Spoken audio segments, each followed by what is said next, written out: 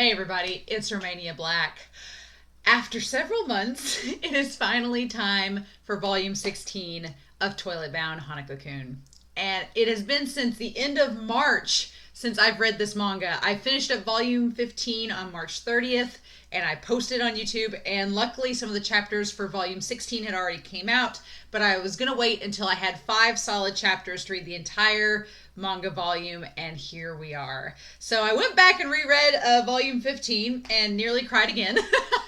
But man, this story is hit a really low spot last volume because we basically found out that Aoi is trapped with the supernaturals on that side of the plane of existence, and that she was basically sacrificed to save Yashiro so that Yashiro could live out the rest of her days in the world of the living. And Hanako has been separated from Yashiro. He's on the other side with the spirits. He hasn't disappeared, he's just separated. And it was kind of like our characters in the last volume were at the lowest of the lows. Yashiro was sad about Hanako. Kou went through the 5 stages of grief with Mitsuba. It was traumatizing. Akane has been desperately trying to get Aoi back because he feels responsible for her getting abandoned and seemingly is dead on the other side. And even Teru is seemingly kind of at a loss now that the spirits have been separated and he can't do his job. So everybody's kind of in a rough spot. So what they've been trying to do is figure out a way to cross back over to the supernatural side, that there's apparently cracks in our plane of existence with the supernatural world. And that's what they've been trying to find. And so at the end of the volume, they found this house that was in one of Mitsuba's photos. And they basically decided this house might be a connection to one of those cracks. And then the chapter ends with this kid that kind of looks like Hanako looking up at them. And keep in mind, we don't know what's happening with Tsukasa or Sakura or Natsuhiko yet. We don't know clue what's happening with them right now or how things are going with them. So I'm very curious. This series has been so good about giving us answers and then many, many questions. And I'll be honest, going back and rereading this series, it's so underrated. This series, I think the title Toilet Bound Hanako-Kun throws people off and they're like, oh, that sounds weird. And then when they start to watch the anime or start reading the manga, they're like, oh, this is kind of cutesy. It's a little creepy. No, this series is deep. It's dark. It covers concepts of death and life and stages of grief and how you grieve people and how you move forward after death and the value of life and the morality of everything. Like, it's dealing with some complicated issues in this beautifully drawn, kind of cutesy, very creepy, sometimes a horror manga series, and I absolutely love it. So I've been really, really anticipating. I've been having on my planner for the last month. I'm like, okay, August chapter 80 is going to come out. August chapter 80 is going to come out. It'll be translated. I'll do the reaction. And then some of you commented on volume 15's video, and you're like, hey, it's already out. And I'm like, awesome. Yay. So I'm super excited to be reading volume 16 with y'all. If you have not seen my other manga reactions, you can go to my channel. There's a playlist that's Toilet Bound Hanako-Kun. My anime reactions are on here. They're dimly lit because I didn't have a light. And then you can read my manga reactions where I started going through the manga after the anime series ended. I still hope they do a season 2, especially with everything we've gotten in this season. I really hope that they do it. But even if they don't, we have the manga, right? So yeah, I've gone to Manga Dex to look up this series, and so there's going to be some ads, and I'm going to click through them and get out of them. But otherwise, y'all, I'm so excited. I'm very excited to see what we have to deal with in this volume. So with that being said, let's start, shall we? We are going to start volume 16 of Toilet Bound Hanako-Kun here in 3, 2, 1, and let's go.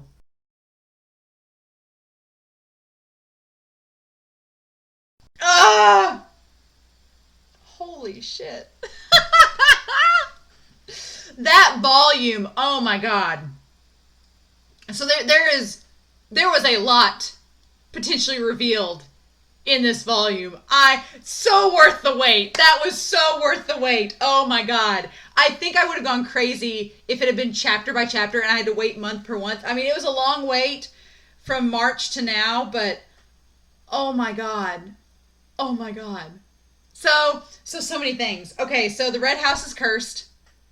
And the red house is Hanako's house that he grew up in. And we're kind of establishing that maybe the curse was always there. And it was Tsukasa that, oh my god. So Tsukasa being the psychotic twin brother It's not Tsukasa. It's this demon, this supernatural that's taken over his body and like become a doppelganger and has been there the whole time. This changes everything because there's so much here.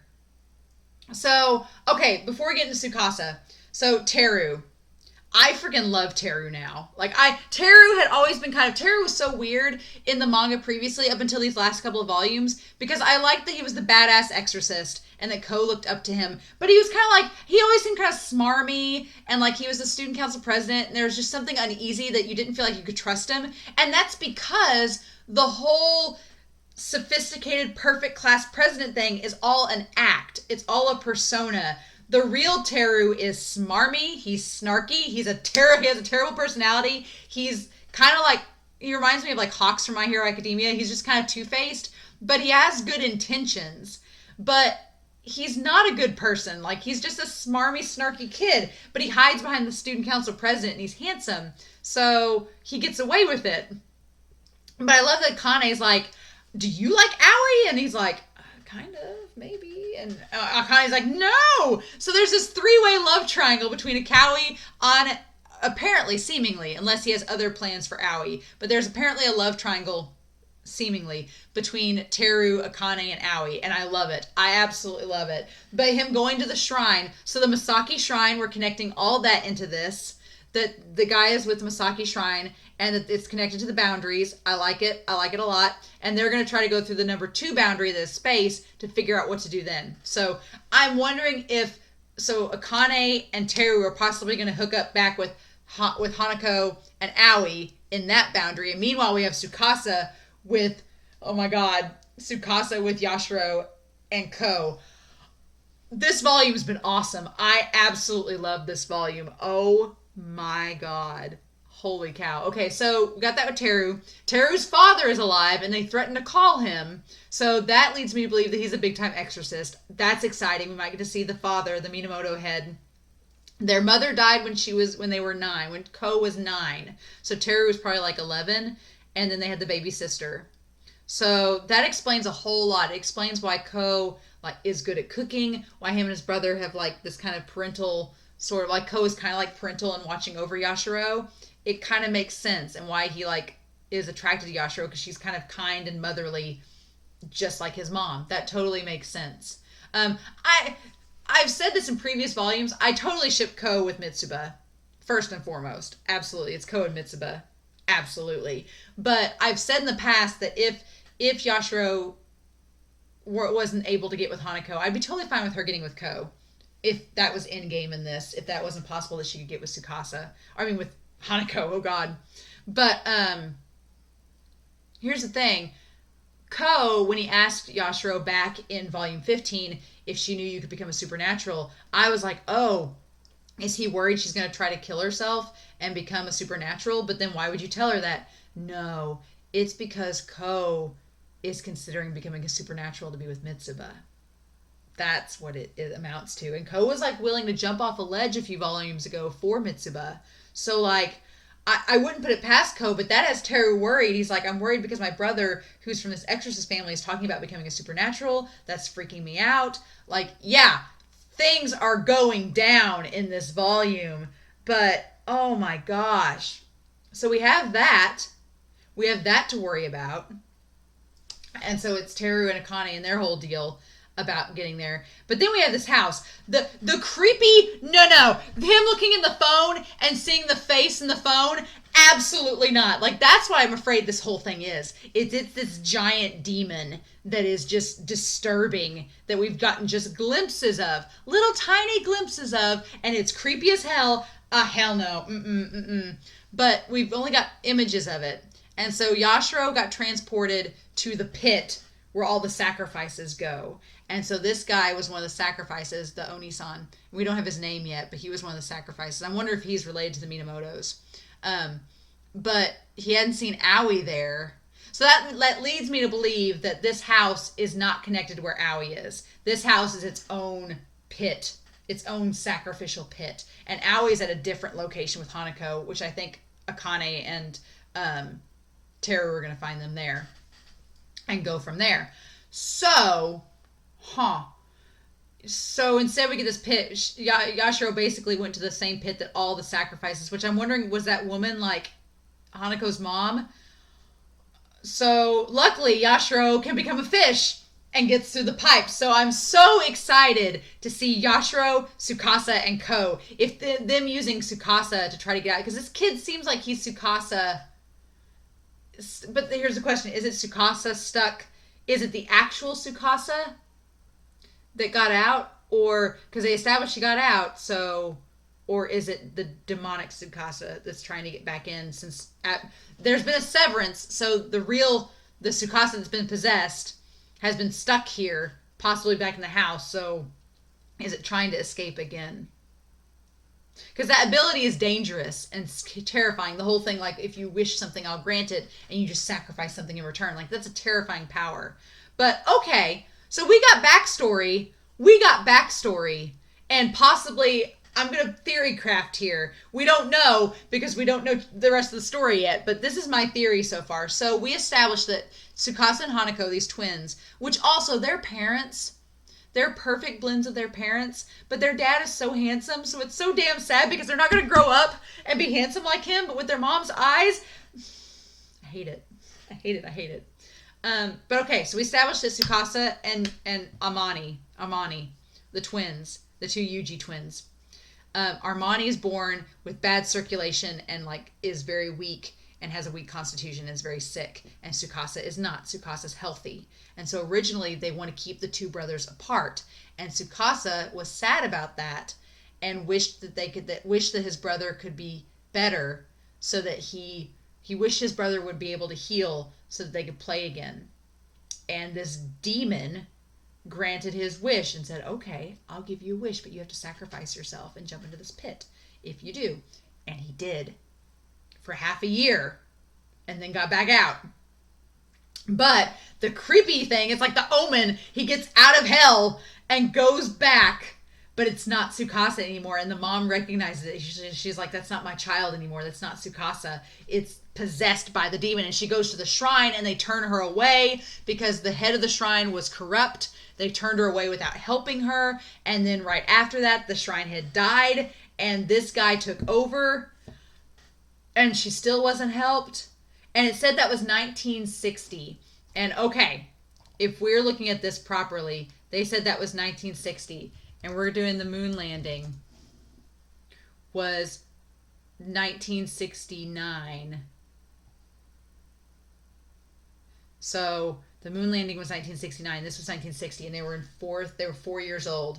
So they were 13 when this all went down. They were in middle school and they were 13. Or they were first years. They were first years in high school. They were 13. Okay, they were first years when this all went down. Because it was right after the moon landing. Right? So, if we're looking at that, if we're looking at this, so 9 years later, 9 years after all this, the mom and them have all been like going insane, I'm assuming, for the last 9 years. The twin has been abusing Hanako. And here's the sad part, is that Tsukasa asks him, he's like, did you love me, Armani? And Armani's like, of course I do. So his brother Tsukasa just wanted his twin brother to be well so that they could love each other and be together. And then he gets possessed by this freaking demon and ends up like abusing Armani constantly and causing all this distress. And it said in the house the family committed suicide. So it's possible that Hanako could have killed Tsukasa for reasons we don't know yet, and then killed himself because he couldn't take it, and the parents killed themselves too after their sons were died. I'm like, I can see that happening, but I want to know more. I want to know what the circumstances are, but it's blowing my mind the fact that we have Tsukasa in all of this and that he could be helping them get through it, and that we're connecting to the overarching story as a whole. I'm curious about a few things. I'm curious about what Teru meant by he wanted to use Aoi-chan for something. I don't know if it has to do with Hanako or what it is. I'm curious to know if Aoi and Hanako are together, or if Hanako had an ulterior motive in all this. I'm curious to know what's going to happen now with Yashiro being with Tsukasa and Kou, and I'm curious about this stranger that is now joined in the fray, and if he's going to get through the pipes and join them as well. So, and what the deal with the house is, this creepy possessed spirit, the whole wish granting thing, and it's so crazy because that ties to Hanako and Tsukasa's ability to grant wishes. Tsukasa can grant wishes to the dead, Hanako granting wishes to the living. So it's all tying to this power and this like godlike ability. So I'm like, is it a god? What is it? Is it a demon? It's some messed up stuff, but this volume was so good.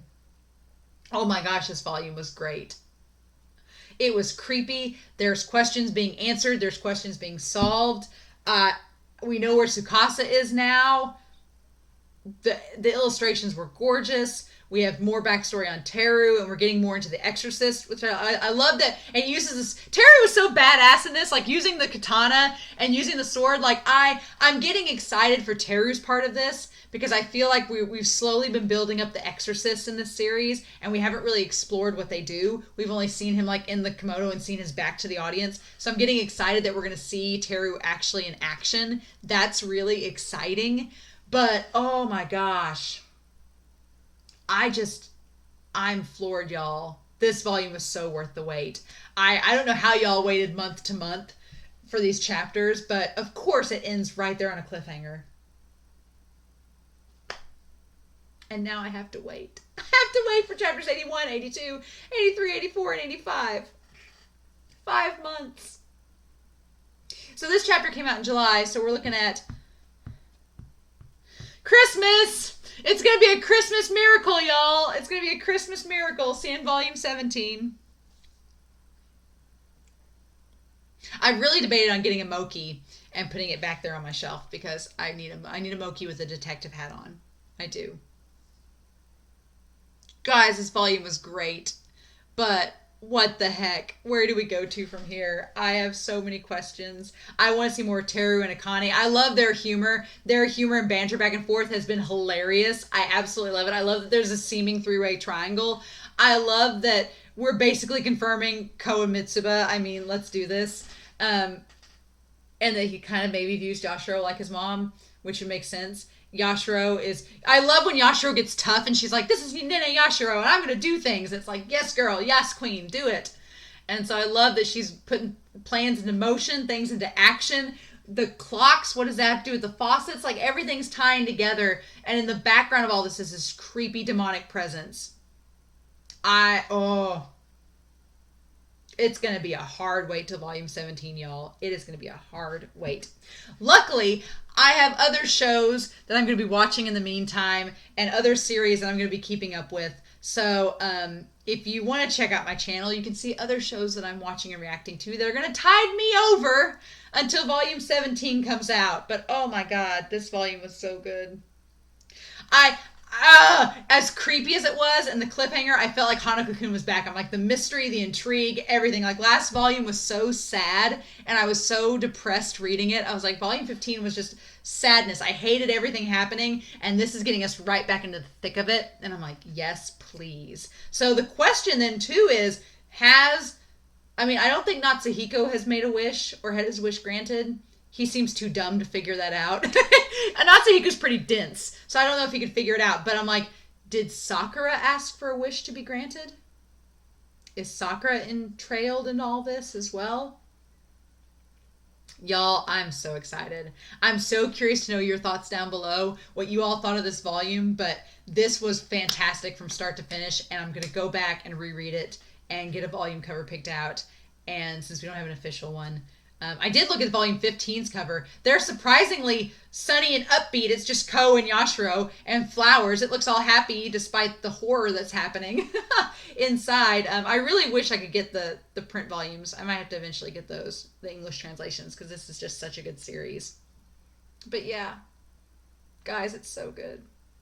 So I'm curious to know your thoughts down below, what you all thought of the volume. Thank you so much for watching with me. But yeah, it's going to be a long wait. I hate it, but around Christmas time, guys, It's going to be here, volume 17. So I've got something on my Christmas wish list already, and that's going to be reacting to this next volume. So in the meantime, you can check out other shows that I'm watching, and you can go back and see my Hanako-Kun playlist. But thank you all so much for watching and for your support.